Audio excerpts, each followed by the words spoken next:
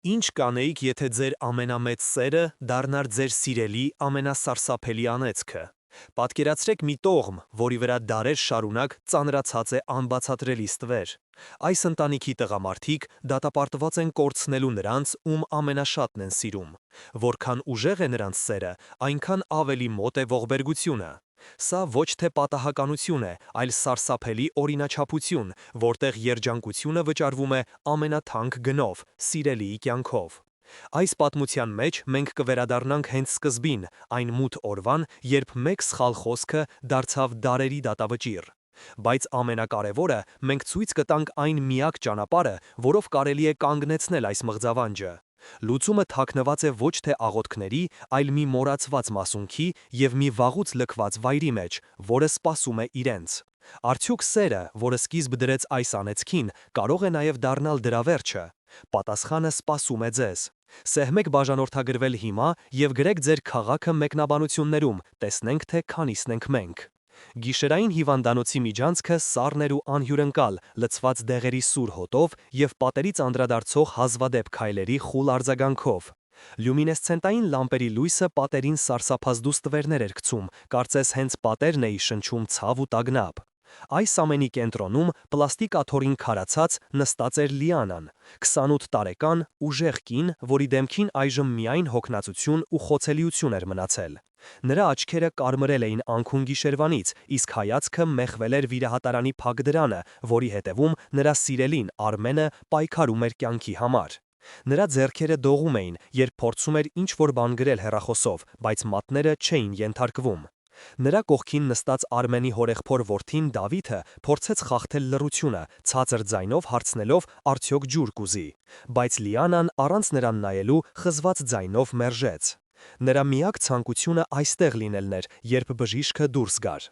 Դավիթը փորձեց հանգստացնել նրան, ասելով, թե Արմենը ուժեղ է, բայց Լիանան դառնորեն ժպտաց։ Ուժեղ։ Այո, նա ուժեղ էր, բայց սա արդեն երրորդն էր, երրորդ դժբախտ պատահարը, վերջին 2 ամսում։ Սկզբում աստիճաններից անհասկանալի ընկնելը, հետո մեքենայի արգելակների խորհրդավոր խափանումը, իսկ հիմա սա, անիծյալ սյունը, որը կարծես երկնքից էր ընկել նրա մեքենայի վրա։ Սա նորմալ չէր։ Լիանան կտրուկ շրջվեց Դավիթի կողմը, պահանջելով բացատրություն։ Արդյոք սա անկանխատեսելի կյանքն էր, թե մի սարսափելի օրինաչափություն, որի մասին նրանց ընտանիքում բոլորը գիտեին, բայց իրենից թաքցնում էին։ Նա հիշեց նրանց հայացքները, տատիկի խոսքերը, կարծես ինքն էր մեղավոր այս ամենի համար։ Դավիթի լռությունը ավելի խոսուն էր, քան ցանկացած պատասխան։ Այդ պահին վիրահատարանի դուռը բացվեց։ Հոգնած բժիշկը հայտնեց, որ վիրահատությունը հաջող է անցել։ Արմենը կապրի, բայց մի տարօրինակ բան կար։ Նրա օրգանիզմը կարծես հանձնվում էր, չէր ուզոր պայքարել,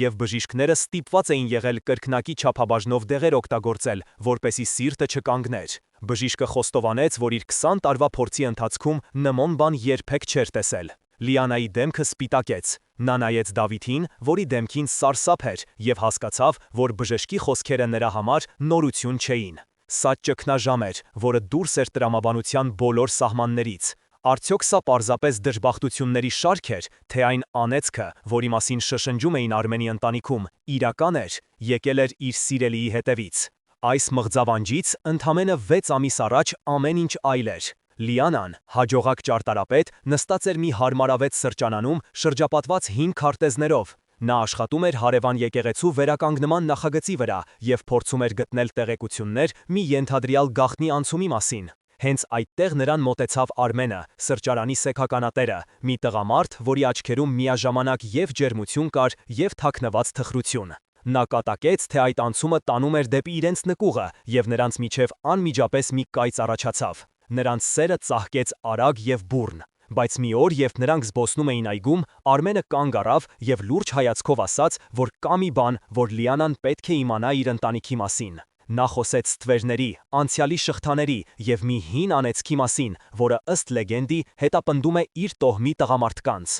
Նա պատմեց, որ երբ նրանք գտնում են իրենց իսկական սիրուն, ճակատագիրը դաժանորեն խառնվում է։ Լիանան, լինելով ռացիոնալ մարդ, ծիծաղեց, դա համարելով ողբերգական զուգադիպություններ, բայց Արմենի դեմքի լրջությունը նրան ստիպեց լռել։ Նա խոստովանեց, որ վախենում է Լիանայի համար։ Այդ խոսակցությունից հետո նրանց հարաբերություններում առաջին ստվերն ընկավ։ Այդ ստվերը ավելի խորացավ, երբ նրանք այցելեցին Արմենի ընտանեկան տուն, որտեղ նրանց դիմավորեց տատիկ Սոնան, խիստ, բայց իմաստուն աչքերով մի կին։ Նա սառնորեն զննեց Լիանային և ասաց, որ որոշ դռներ պետք չէ բացել, և որ նրանց ընտանիքի ճանապարհը քարքարոտ է։ Նա ուղիղ զգուշացրեց Լիանային, որ նա կկործանի և իրեն, և Արմենին։ Այդ օրը տուն վերադառնալիս Լիանան նկատեց, որ իր մեքենայի անվադողը ծակված է։ Գուցե դա պարզապես պատահականություն էր, բայց տատիկի խոսքերից հետո այդ փոքրիկ միջադեպը նրա սրտում սառը տագնապ առաջացրեց։ Լիանան փորձում էր անտեսել այդ ամենը։ Նա աշխատում էր իր նախագծի վրա, բայց մտքերը անընդհատ թափառում էին։ Նա նույնիսկ բռնեց իրեն համացանցում ընտանեկան անեծքների մասին կարդալիս և ծիծաղեց իր վրա։ Բայց անհանգստությունը չէր անցնում։ Հեռախոսազանգը Արմենից էր։ Նրա ձայնը հոգնած էր։ Նա հայտնեց, որ իր հորեղբոր տղայի՝ Տիգրանի կնոջ հղիությունը բարդ է ընթանում։ Լիանայի սիրտը սեղմվեց, բայց նա փորձեց քաջալերել Արմենին, ասելով, որ դրանք զուգադիպություններ են, և իրենց սերը ավելի ուժեղ կլինի։ Նրանք որոշեցին հանդիպել և պլանավորել իրենց ապագա՝ ի հեչուքս անցյալի ստվերների։ Ռեստորանում, ռոմանտիկ միջավայրում Լիանան ոգևորված խոսում էր իրենց ապագա տան մասին, որտեղ միշտ լույս կլինի և ոչ մի մութ անկյուն։ Բայց հենց այդ պահին Արմենի հեռախոսը զանգեց։ Նրա դեմքը փոխվեց։ Ընտանեկան գինու մարանը հրդեհվել էր, և ամենաթանկարժեք հավաքածուն մոխիր էր դարձել։ Արմենը նայեց Լիանային ուղիղ աչքերի մեջ և ասաց, որ գուցե դա նախազգուշացում էր, քանի որ նրանք համարձակվել էին ապագայի մասին պլաններ կազմել։ Խոչընդոտները դառնում էին ավելի իրական։ Լիանան որոշեց խոսել տատիկ Սոնայի հետ, հույս ունենալով գտնել դաշնակից։ Բայց տատիկը անդրդվելի էր։ Նա պատմեց, թե ինչպես է այդ շղթան կործանել իր ամուսնուն և հարցրեց Լիանային, արդյոք նա ուզում է, որ Արմենը վճարի իր սիրո համար։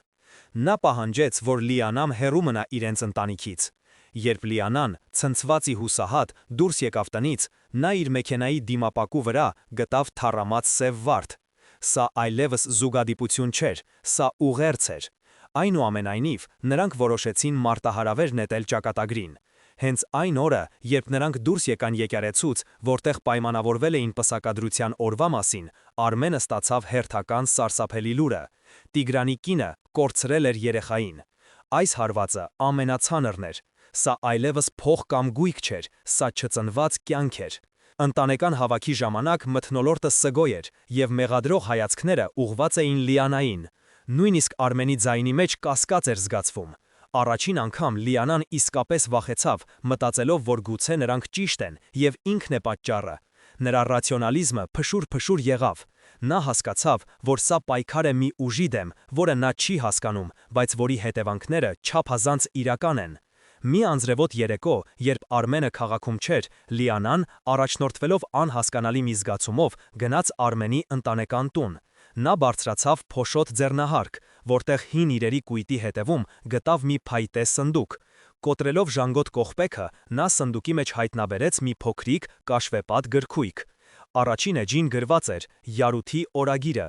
Լիանան սկսեց կարդալ, և նրա աչքերը լայնացան սարսափից։ Սա այն բանալին էր, որը նա փնտրում էր, բայց այն բացում էր մի դուռ, որի հետևում թաքնված գաղտնիքը ավելի սարսափելի էր։ Օրագիրը պատմում էր 19-րդ դարում ապրած երկու եղբայրների՝ Յարութի և Մկրտիչի մասին, որոնք սիրում էին նույն կնոջը՝ Անահիտին։ Յարութը խանդից մոլեգնած, ստով ու խաբեությամբ խլել էր եղբոր սերը և նրանց տոհմական մատուռում, Սուրբ Մասունքի արծաթե խաչի առջև սուտ երդում էր տվել իր սիրո մաքրության մասին։ Հենց այդ պահին ներս էր մտել Մկրտիչը և լսելով դավաճանության մասին, անիծել էր եղբորը, ասելով. «Թող այսուհետ քո արյունը կրող ոչ մի տղամարդ երջանկություն չգտնի իսկական սիրո մեջ։ Թող քո երդումը դառնա քո սերունդների շղթան»։ Ամեն ինչ պարզ դարձավ։ Անեծքը ոչ թե միստիկ ուժ էր, այլ Յարութի մեղքի էներգիան, որը կապված էր Սուրբ Մասունքի հետ։ Հանկարծ Լիանան լսեց քայլերի ձայն։ Ձեղնահարկի դռան մոտ կանգնած էր տատիկ Սոնան։ Նրա դեմքին ոչ թե զայրույթ էր, այլ խորը տխրություն։ Նա խոստովանեց, որ գիտեր ամեն ինչ, բայց վախից թաքցրել էր օրագիրը, հուսալով, որ մոռացված պատմությունը կկորցնի իր ուժը։ Այդ պահին ներքևից լսվեց Արմենի ձայնը։ Նա վերադարձել էր։ Երբ նա բարձրացավ և տեսավ Լիանային օրագիրը ձեռքին և տատիկին, նա հասկացավ, որ այն, ինչից փորձում էր պաշտպանել իր սիրելին, հենց նոր պայթել էր նրանց բոլորի դեմքին։ Գաղտնիքի բացահայտումից հետո հյուրասենյակում ծանր լռություն էր տիրում։ Արմենը հուսահատված էր, նրա համար սա մահվան դատավճիռ էր։ Նա ասաց, որ իրենք դատապարտված են, և միակ լուծումը բաժանվելն է, որպեսզի Լիանային ազատի այդ անեծքից։ Բայց Լիանան վճռական էր։ Նա բացականչեց, որ սերը բանտ չէ, և նա չի պատրաստվում հանձնվել։ Տատիկ Սոնան վերջապես կոտրելով իր լռությունը, դարձավ նրանց դաշնակիցը։ Նա հիշեց մի տող օրագրից, որտեղ Յարութը գրել էր, թե Մկրտիչը միշտ ասում էր, որ ճշմարտությունը պետք է թաքցնել այնտեղ, որտեղ մեղքն է ծնվել։ Սա նրանց հուշեց, որ արծաթե խաչը, անեծքի բանալին, պետք է թաքնված լինի հենց այն ավերակ մատուռում, որտեղ տրվել էր սուտ երդումը։ Ընտանիքը պառակտվեց։ Ոմանք, ինչպես Արմենի հորեղբայր Վարդանը, վախենում էին, որ հին վերքերը քրքրելով նրանք ավելի մեծ փորձանք կբերեն իրենց գլխին, բայց Լիանան, Արմենը և նրանց միացած Դավիթը որոշեցին գնալ մինչև վերջ։ Նրանք ճանապարհ ընկան դեպի լեռներում գտնվող հին գյուղը։ Վարդանը իր որդիների հետ հետևում էր նրանց, փորձելով կանգնեցնել։ Դժվարին ճանապարհից հետո նրանք վերջապես գտան երկու ժայռերի արանքում թաքնված ավերակ մատուռը։ Ներսում տիրում էր ծանր ցավով լի մթնոլորտ։ Նրանք սկսեցին փնտրել խաչը։ Լիանան խորանի վրա նկատեց իրենց տոհմի նշանը՝ երկու միահյուսված օձեր, որոնք խորհրդանշում էին երկու եղբայրներին։ Հիշելով օրագրի տողերը, մեկի խոսքը մյուսի լռության դեմ, նա սեղմեց օձերից մեկի գլուխը և մյուսի պոչը։ Խուլ ձայնով խորանի տակ գաղտնարան բացվեց։ Ներսում հին կտորի մեջ փաթաթված փայլում էր արծաթե խաչը։ Հենց որ Արմենը այն վերցրեց ձեռքը, դրսում քամին մոլեգնեց, կարծես բնություն ինքը դեմ էր այդ սրբապղծությանը։ Վարդանը, որ հասել էր նրանց հետևից, սարսափահար պահանջեց խաչը դնել տեղը։ Այդ պահին մատուռի մուտքի մոտ հայտնվեց տատիկ Սոնան։ Նա բացատրեց, որ խաչը կրում է Յարութի մեղքի և Մկրտիչի ցավի էներգիան։ Քանի դեռ այդ ցավը չի հանգստացել, շղթան չի կոտրվի։ Նա ասաց Արմենին, որ նա, որպես Յարութի սերունդ, պետք է ներողություն խնդրի իր նախնու անունից։ Արմենը, նայելով Լիանայի հավատով լի աչքերին, վերջապես ընդունեց իր տոհմի մեղքը։ Նա բարձրացրեց խաչը և բարձրաձայն խոստովանեց Յարութի դավաճանությունը, ներողություն խնդրելով Մկրտիչի հոգուց և իր տոհմի բոլոր տառապած սերունդներից։ Այդ պահին խաչից պայծառ լույս ճառագեց, և երբ այն մարեց, բոլորը տեսան, որ խաչի վրայի սևությունը անհետացել է, իսկ կենտրոնի ճաքը վերացել։ Խաչը ամբողջական էր և փայլում էր մաքուր արծաթի պես։ Հենց այդ պահին Դավիթի հեռախոսը զանգեց։ Գյումրիից էին։ Տիգրանի կնուջ վիճակը կտրուկ լավացել էր, անեծքը կոտրված էր։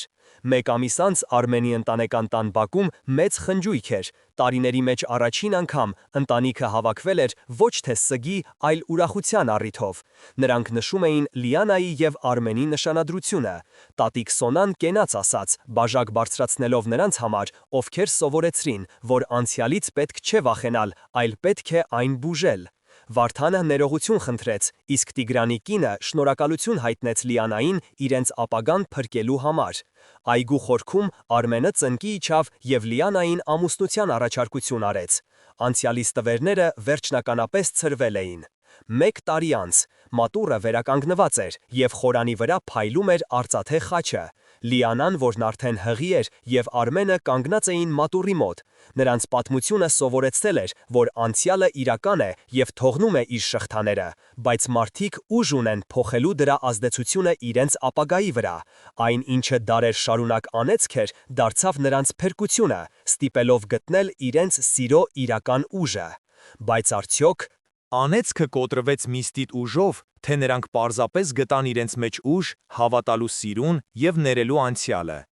Այս մղձավանջը, սակայն, իր սկիզբն ուներ, մի սկիզբ, որը լի էր ոչ թե դեղերի սուր հոտով, այլ սուրճի բույրով ու հին գրքերի թավշյա փոշով։ Ընդամենը 6 ամիս առաջ, մի արևոտ օր, Լիանան նստած էր մի հարմարավետ գրադարան սրճարանում, որի բարձր պատուհաններից ներս թափանցող լույսը կարծես կենդանություն էր տալիս օդում պարող փոշու հատիկներին։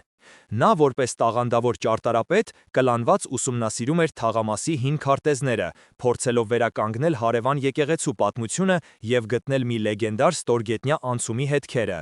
Հենց այդ պահին նրա սեղանին մոտեցավ Արմենը, այդ հաստատության սեփականատերը, մի բարձրահասակ, մտածկոտ աչքերով տղամարդ, որի հայացքում անբացատրելի մի տխրություն կար թաքնված։ Նա թույլ ժպիտով հետաքրքրվեց Լիանայի աշխատանքով և կատակեց, թե իր պապը պատմում էր, որ այդ անցումը տանում էր հենց իրենց տան նկուղը, կապելով իրենց տոհմի երկու ճյուղերը ոչ միայն արյունով, այլև այդ թունելով։ Նրանց միջև անմիջապես մի անտեսանելի կապ հաստատվեց, մի կայծ, որը վառվեց ճարտարապետության, պատմության և ընդհանուր երազանքների մասին զրույցների ընթացքում։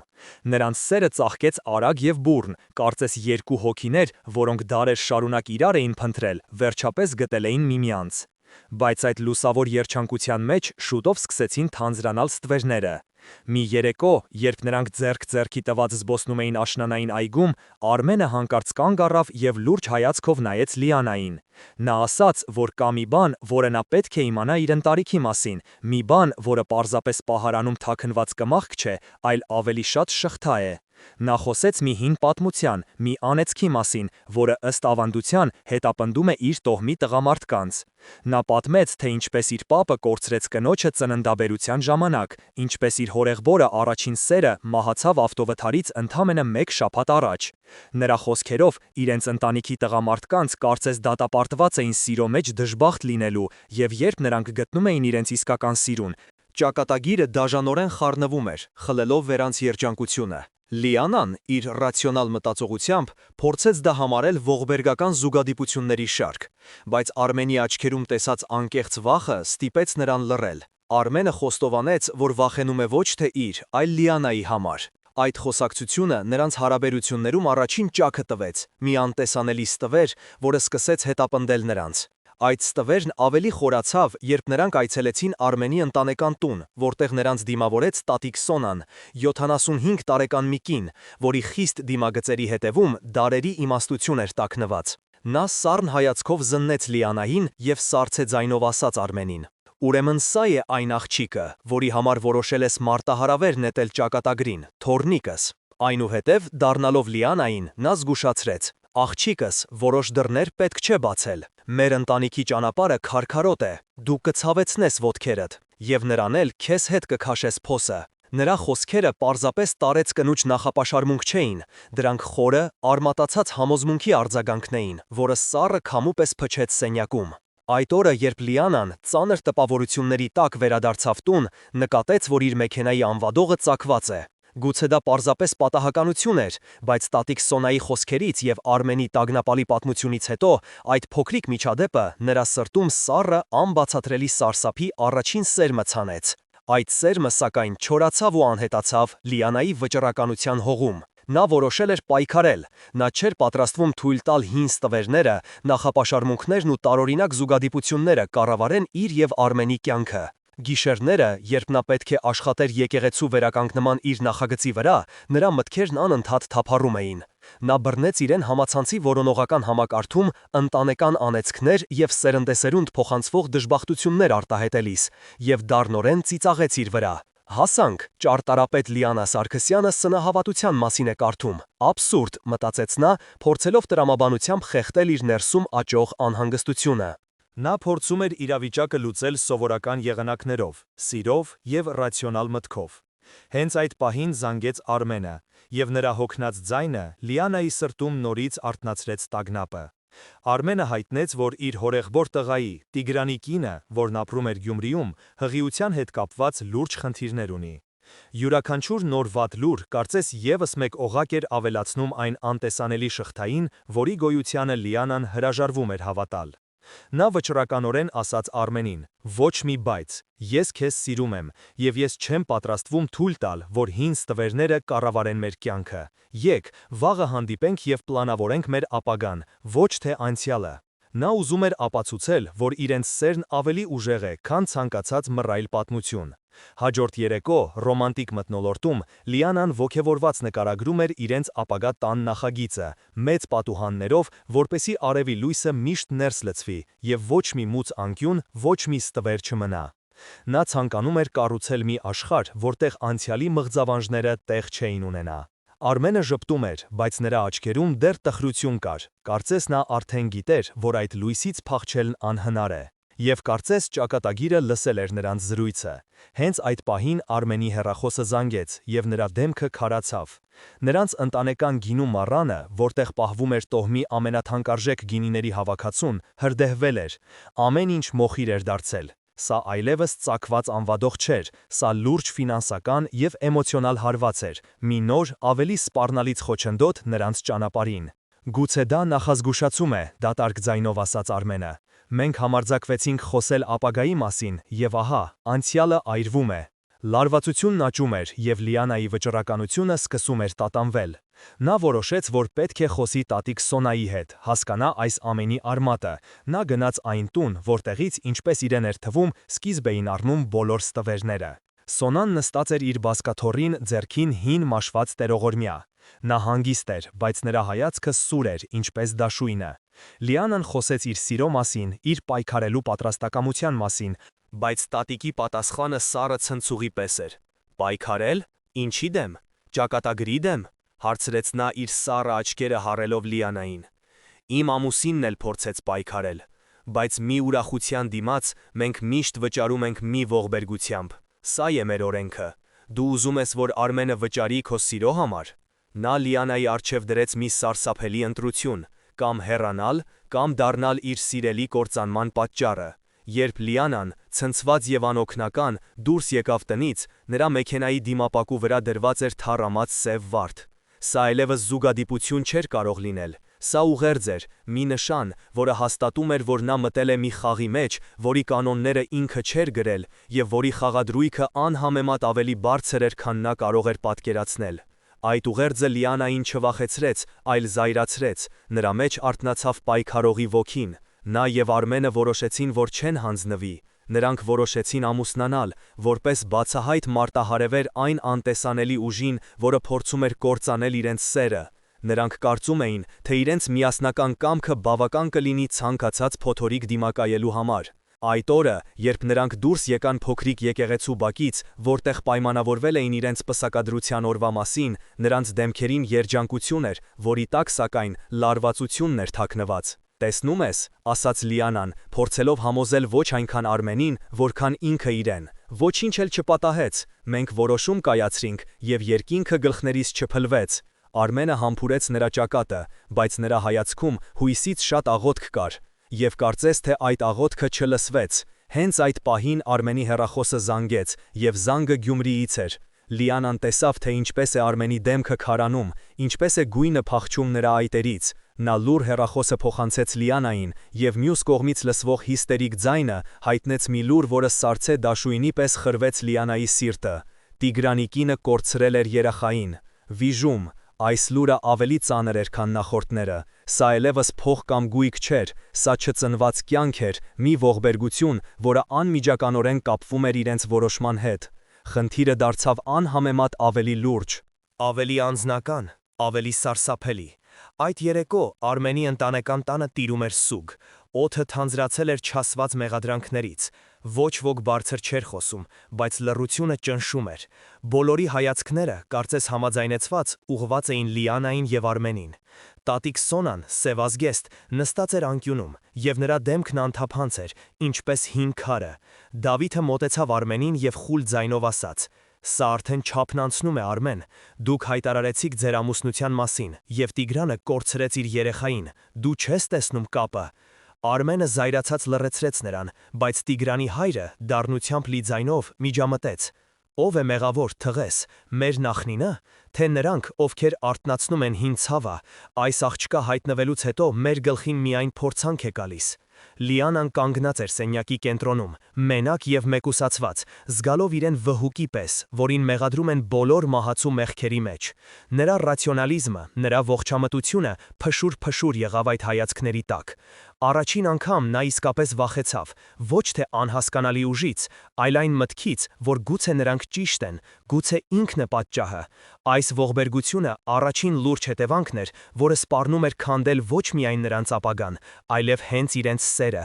Հաջորդ շաբաթները դժոխքի վերածվեցին։ Արմենը փորձում էր պաշտպանել Լիանային ընտանիքի ճնշումից, բայց դա միայն խորացնում էր նրանց միջև առաջացած անդունդը։ Լիանան սկսեց մղձավանջներ տեսնել, մութ միջանցքներ, շշուկներ, որոնք մեղադրում էին իրեն։ Նա վերջապես հասկացավ խնդրի իսկական մասշտաբը։ Սա պայքար չէր նախապաշարմունքների դեմ, սա պայքար էր մի ուժի դեմ, որը նա չէր հասկանում, բայց որի հետևանքները սարսափելիորեն իրական էին։ Նա գիտակցեց, որ տրամաբանությունն այստեղ անզոր է, պետք էր գտնել այլ ճանապարհ, այլ բանալի, եւ այդ բանալին, ինչպես նրան էր թվում, պետք է թաքնված լիներ այնտեղ, որտեղից սկսվում էին բոլոր ստվերները՝ Արմենի ընտանեկան տանը։ Մի անձրևոտ երեկո, երբ Արմենը գործերով քաղաքից դուրս էր, Լիանան այլևս չկարողացավ դիմանալ իր բնակարանի 4 պատերի ճնշմանը։ Նրա ներսում մի անհաղթահարելի ուժ էր արթնացել, մի ձայն, որը շշնջում էր, թե պատասխանները գտնվում են այնտեղ, որտեղից սկսվել էին բոլոր հարցերը՝ Արմենի ընտանեկան տանը։ Նա աննկատ ներս մտավ լուռ տուն, որտեղ միայն պատի ժամացույցի ճոճանակի չափված ձայնն էր խախտում լռությունը, եւ բարձրացավ ձեղնահարկ։ Օդը խիտ էր փոշուց եւ անցյալի հոտից։ Հեռախոսի լույսի տակ նրա ուշադրությունը գրավեց մի հին, փայտե սնդուկ, որը թաքնված էր կահույքի կույտի հետևում։ Կոտրելով ժանգոտ կողպեքը, նա սնդուկի խորքում, հին սփռոցների տակ, գտավ մի փոքրիկ, կաշվեպատ գրքույկ։ Էջերը դեղնել էին, թանակը խամրել, բայց առաջին էջի գեղեցիկ, բայց խիստ ձեռագիրը հստակ ընթերցվում էր. Յարութի օրագիրը։ Տիր, ողորմյա իմ հոգուն։ Լիանայի սիրտը սկսեց բաբախել այնպես,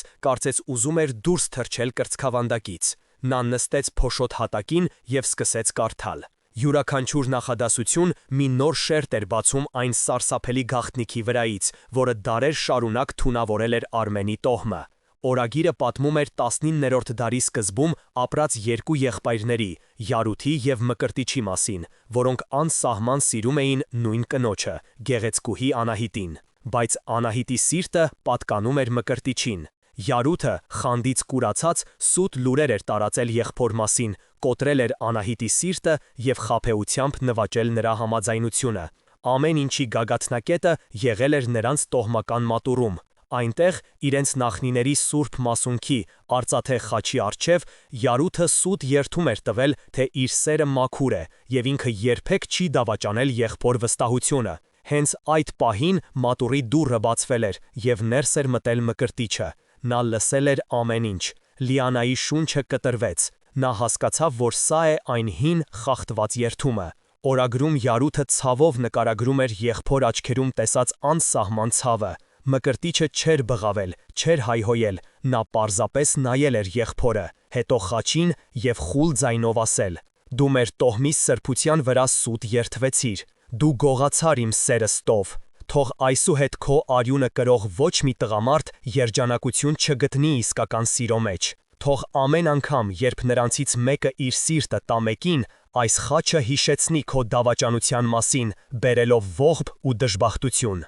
Թող քո երդումը դառնա քո սերունդների շղթան»։ Լիանան փակեց օրագիրը, ամեն ինչ պարզ դարձավ։ Անեծքը վրեժխնդիր ոգու գործ չէր, այն Յարութին մեղքի, դավաճանության եւ խախտված սրբության էներգիան էր, որը կապվել էր սուրբ մասունքի հետ եւ փոխանցվում էր սերնդե սերունդ։ Երեխայի կորուստը, վթարները, հրդեհը, ամեն ինչ ստացավ իր սարսափելի բացատրությունը։ Սա էր գլխավոր հայտնագործությունը, այն պահը, երբ ամեն ինչ արմատապես փոխվեց։ Նա շոկի մեջ էր, նա գտել էր հիվանդության պատճառը, բայց դեղամիջոցը դեռ անհայտ էր։ Հանկարծ նա լսեց քայլերի ձայն, ձեղնահարկի դուռը բացվեց եւ լույսի շերտի մեջ կանգնեց տատիկ Սոնան։ Նրա դեմքին ոչ թե զայրույթ էր, այլ խորը, անսահման տխրություն։ Նա նայեց Լիանայի ձեռքի օրագրին եւ հանգիստ ձայնով ասաց. «Ուրեմն գտար, ես ողջ կյանքում վախենում էի այսօրվանից,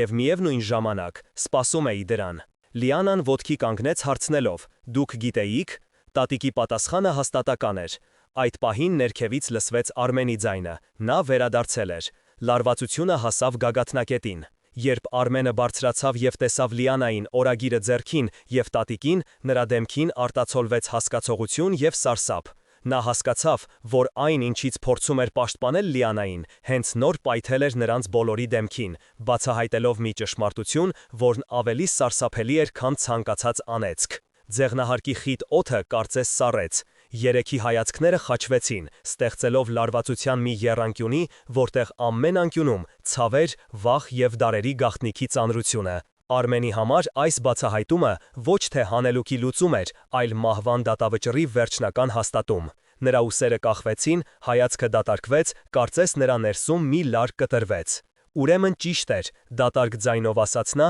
նայելով ոչ թե Լիանային կամ տատիկին, այլ օրագրին, որը դրված էր հին սնդուկի վրա։ Ամեն ինչ ճիշտ էր։ Սա զուգադիպություն չէ, սա անեծք է, իսկական, արյունոտ անեծք։ Մենք դատապարտված ենք։ Նրա խոսքերը լի էին այնպիսի անսահման հուսահատություն, որը կարող էր քարերը ճաքեցնել, բայց Լիանան, ով արդեն անցել էր շոկի առաջին փուլով, իր մեջ ուժ գտավ ընդդիմանալու։ Ոչ, ասաց նա վճռականորեն, և նրա ձայնը հստակ հնչեց փոշոտ լռության մեջ։ Մենք դատապարտված չենք։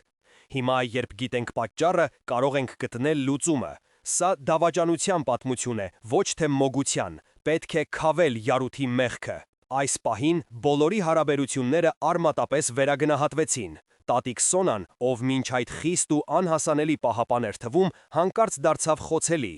Նա խորը հոգոց հանեց և խոստովանեց, որ տասնյակ տարիներ փորձել է ապրել այս գաղտնիքի հետ, տեսնելով, թե ինչպես է այս շղթան կործանել իր ամուսնուն։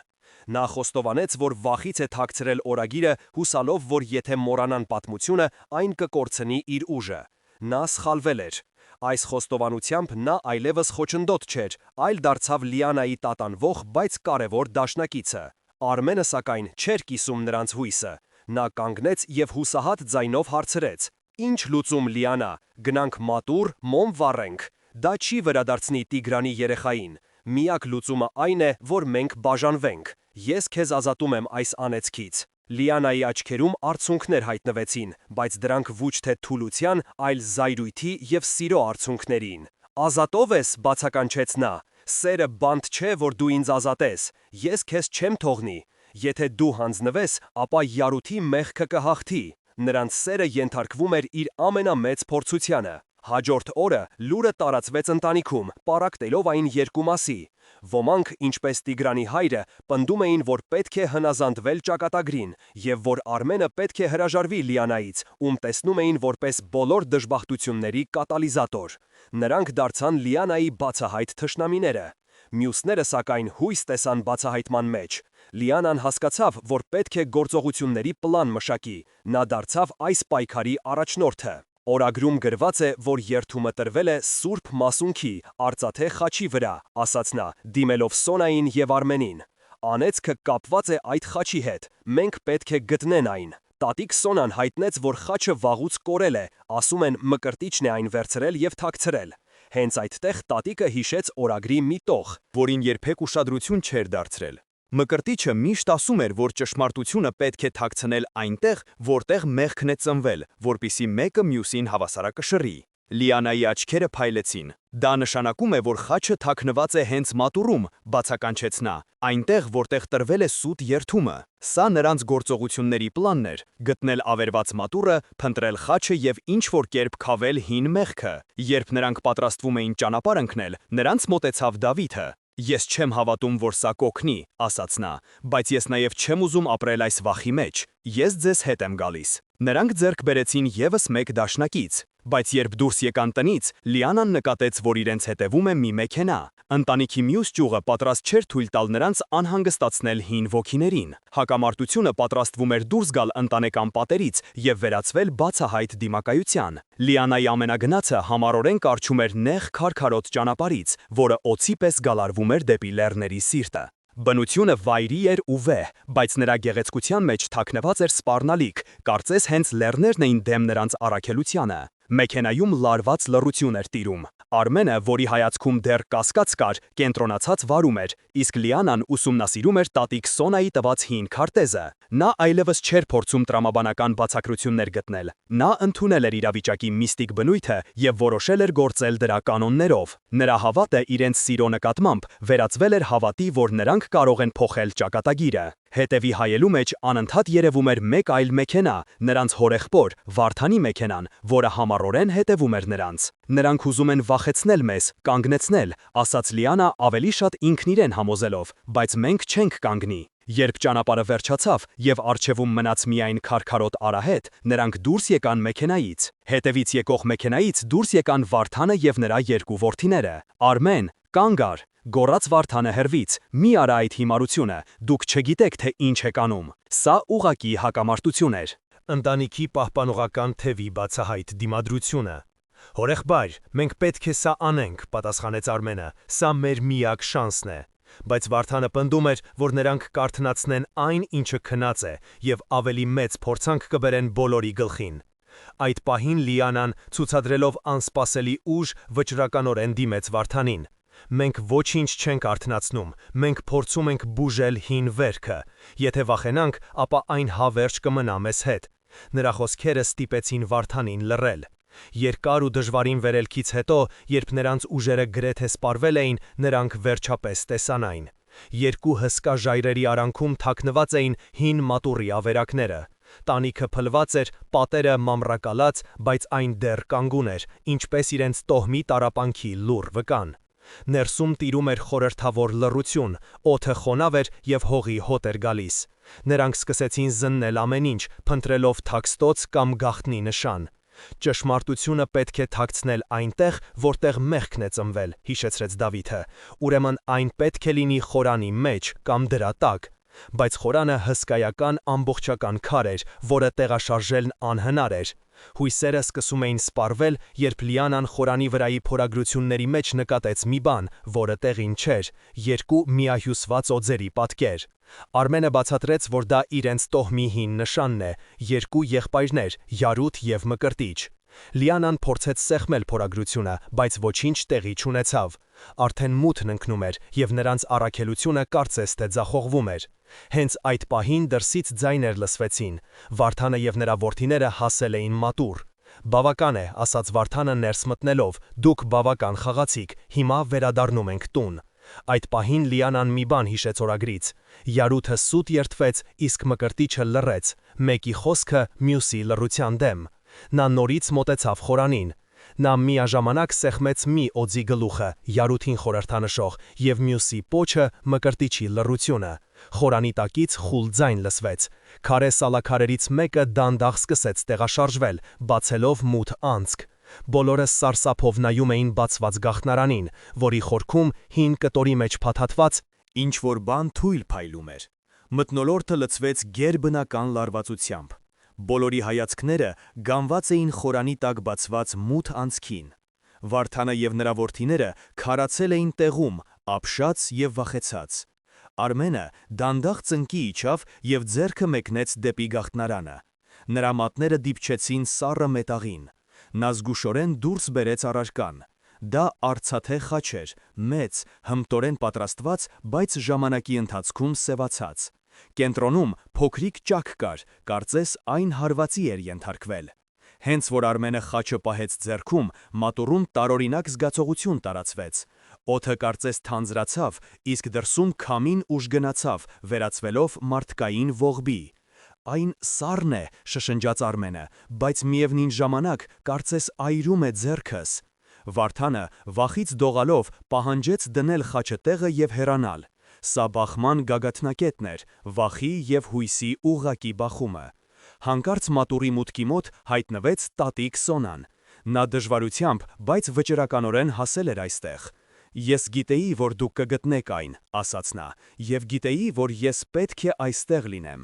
Նա բացատրեց, որ խաչը իր մեջ է կրում Յարուկի սուտ երդման եւ Մկրտիչի ցավի էներգիան, եւ քանի դեռ այդ ցավը չի հանգստացել, շղթան չի կոտրվի։ Նա դիմեց Արմենին. Դու Յարութի արյունն ես կրում, թորնիկս, դու պետք է ներողություն խնդրես, ոչ թե քո, այլ նրա անունից։ Այս պահը վճռական էր բոլորի համար։ Արմենը պետք է վերջնականապես ընտրեր հավատի եւ հուսահատության միջև։ Նա նայեց Լիանայի հավատով լի աչքերին, եւ նրա մեջ ինչ-որ բան կոտրվեց, ոչ թե հանձնվելու, այլ ընդունելու իմաստով։ Նա բարձրացրեց խաչը երկու ձեռքով և բարձր ու հստակ ձայնով, որը արձագանքեց ավերակներում, խոստովանեց իր նախն ու մեղքը։ Նա խոստովանեց սուտը, դավաճանությունը և ներողություն խնդրեց Մկրտիչի հոգուց և իր տոհմի բոլոր տառապած սերունդներից։ «Թող այս ցավը ավարտվի այսօր», ասաց նա, «թող այս շղթան կոտրվի»։ Այդ պահին խաչի կենտրոնում գտնվող ճաքից թույլ կապտավուն լույս սկսեց ճառագել, աստիճանաբար լցնելով ամբողջ մատուռը։ Երբ լույսը մարեց, բոլորը տեսան, որ խաչը Արմենի ձեռքում փոխվել է, սևությունը անհետացել էր, այն փայլում էր մաքուր, պարզ արծաթի պես։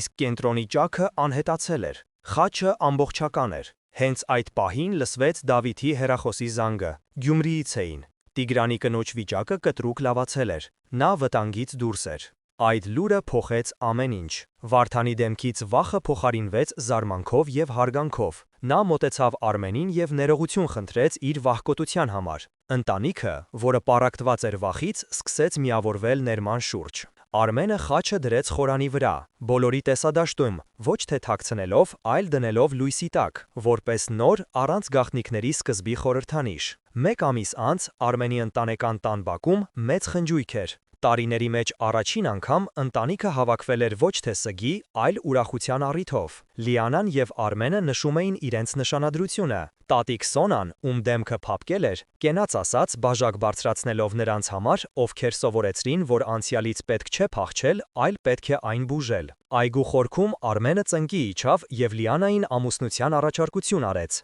Անցյալի ստվերները վերջնականապես ցրվել էին։ Մեկ տարի անց մատուռը այլևս ավերակ չէր, այն խնամքով վերականգնվել էր, և խորանի վրա փայլում էր արծաթե խաչը։ Լիանան, որն արդեն հղի էր, և Արմենը կանգնած էին մատուռի մոտ։ Նրանց պատմությունը սովորեցրել էր, որ անցյալը իրական է և թողնում է իր շղթաները, բայց մենք նաև ուժ ունենք փոխելու դրա ազդեցությունը մեր ապագայի վրա։ Այն, ինչը դարեր շարունակ անեծք էր, դարձավ նրանց փրկությունը, ստիպելով գտնել իրենց սիրո իրական ուժը։ Դասը, որ նրանք քաղեցին, պարզ էր. ամենամութ ստվերները կարելի է ցրել, եթե բավականաչափ համարձակ լինես լույս վառելու։ Իսկ դուք ինչ եք կարծում։ Իսկապես անեծքը կոտրվեց միստիկ ուժով, թե նրանք պարզապես գտան իրենց մեջ ուժ հավատալու սիրուն և ներելու անցյալը։ Գրեք ձեր կարծիքը մեկնաբանություններում։